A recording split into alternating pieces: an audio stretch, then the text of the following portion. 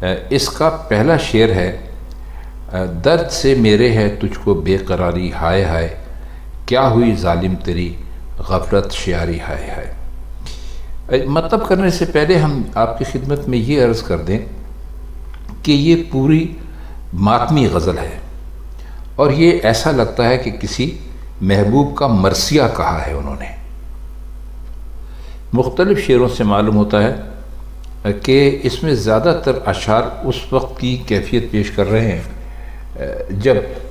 ان کو اپنے محبوب کے زندہ رہنے کی بالکل ہی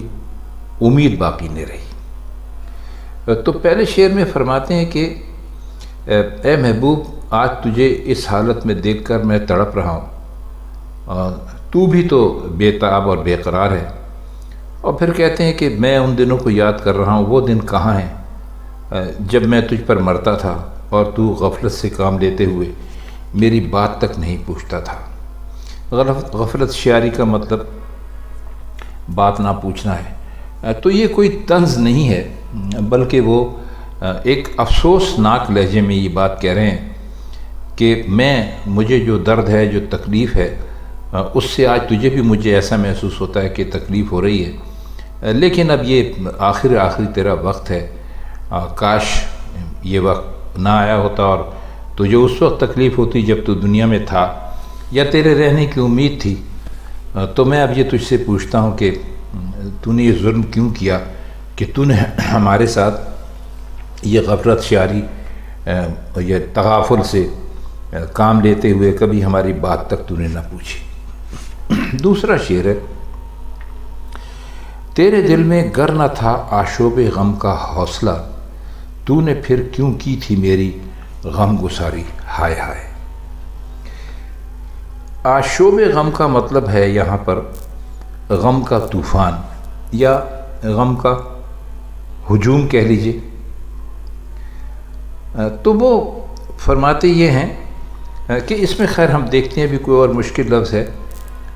غم گساری ایک مشکل لفظ آیا ہے اس میں۔ غم گساری کا مطلب ہوتا ہے دوستی، کسی دوست کے ساتھ اچھے برے وقت میں رہنا، اس کو غم گساری کہتے ہیں۔ اس کی بات سننا، جو بھی ایک ہمدردی یا دوستی کا تصور آپ کے ذہن میں آتا ہے اس کو آپ غم گساری سمجھ لیجئے۔ تو اس شعر میں یہ فرماتے ہیں کہ اگر تیرے دل میں غم کے طوفان برداشت کرنے کی ہمت نہیں تھی تو نے مجھ سے کیوں ہمدردی اور غمخواری کا طریقہ اختیار کیا تھا؟ بہتر ہوتا کہ تو مجھ سے اجنبی بنا رہتا، بے پرواہ رہتا، تاکہ آج میری پریشانی حالی پر تجھے پریشان نہ ہونا پڑتا۔ یعنی اس وقت بھی دیکھیے کہ اس بات کا محبوب کے حوالے سے اس بات کا دکھ ہے کہ اگر محبوب مجھے نہ جانتا ہوتا تو میری پریشانی دیکھ کر آج وہ اس طرح اس کو یہ خیال نہ آتا جو کسی دوست کے لیے آتا ہے۔ تو فرماتے ہیں کہ میں تو مطلب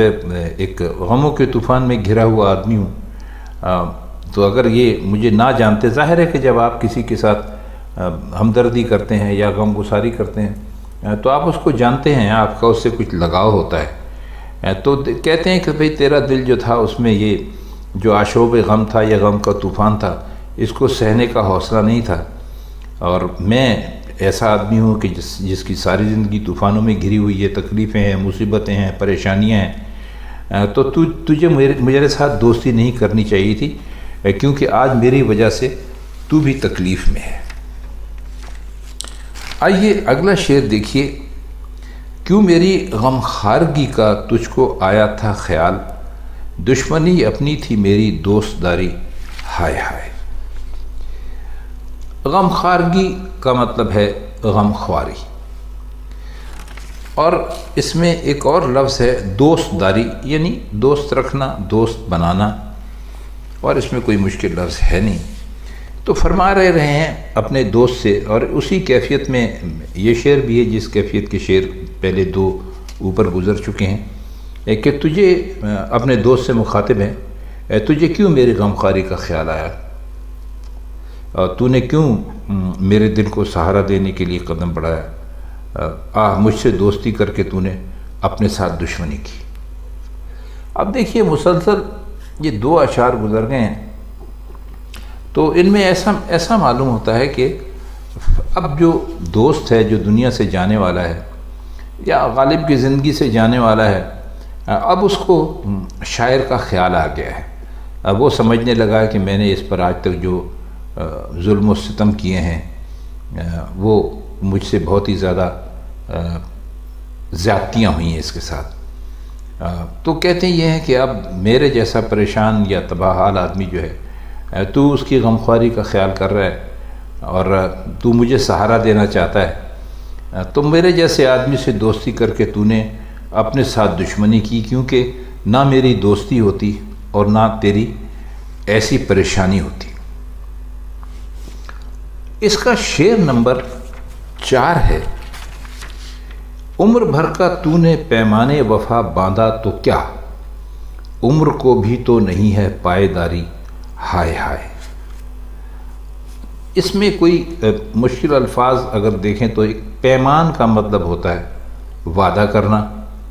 اور پائیداری کہتے ہیں مضبوطی کو یا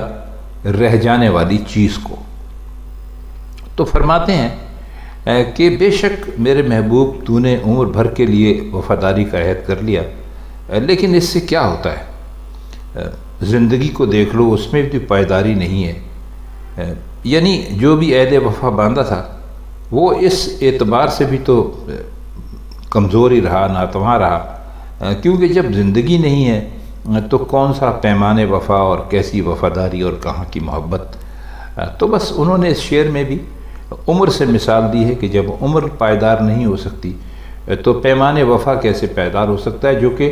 عمر کے ساتھ ہی ختم ہو جاتا ہے۔ یعنی زندگی ختم ہوئی تو ظاہر ہے سب کچھ ختم ہو گیا۔ شعر ہے کہ زہر لگتی ہے مجھے آب و ہوا اے زندگی، یعنی تجھ سے تھی اسے نا سازگاری، ہائے ہائے۔ اب آب و ہوا کا مطلب یا آپ آب و ہوا لے لیجئے یا موسم لے لیجئے یا حالات لے لیجئے، کچھ بھی آپ لے سکتے ہیں۔ تو فرماتے یہ ہیں کہ اس دنیا کی جو آب و ہوا مجھے زہر معلوم ہوتی ہے، کیونکہ یہ آب و ہوا تیرے لیے سازگار نہ ہوئی اور تو نے دنیا سے جانے کی تیاری کر لی، تو میں بھی جینے سے بالکل بیزار ہوں۔ اب اس کا ایک آخری شعر آج کا دیکھ لیتے ہیں، ویسے تو غزل کا 6واں شعر ہے: گل فشانی ہائے ناز جلوہ کو کیا ہو گیا، خاک پر ہوتی ہے تیری لالا کاری، ہائے ہائے۔ اب اس میں یہ دیکھیے، گل فشانی کہتے ہیں پھولوں کو پھینکنا یا پھولوں سے کو بکھرا دینا، اور ناز جلوہ کہتے ہیں محبت کو، محبت کا جلوہ، اور لالا کاری کا مطلب یہاں پر ہے رنگین کر دینا۔ تو شعر کا مطلب کچھ یوں ہوگا کہ پہلے تیری جلوہ افروزی کے وقت عشوہ ناز اور نخرے کے پھول جھڑتے تھے، آج یہ حالت ہے کہ تیری قبر پر پھول اگائے جا رہے ہیں۔ دیکھیے ہمیں ایسا لگتا ہے کہ یہ غزل تو ضرور مرزا غالب نے کہی ہے کسی ایک ایسے عزیز کے لیے کہ جن کے بارے میں ان کو یقین ہو گیا تھا کہ اب یہ بچیں گے نہیں۔ مرزا کی اگر زندگی کے آپ حالات پڑھیں یا ان کے خطوط پڑھیں تو ایسے بہت سارے مواقع آئے ہیں۔ مثلا انہوں نے ایک لپالک کا اپنا ایک عزیز بچہ پالا تھا،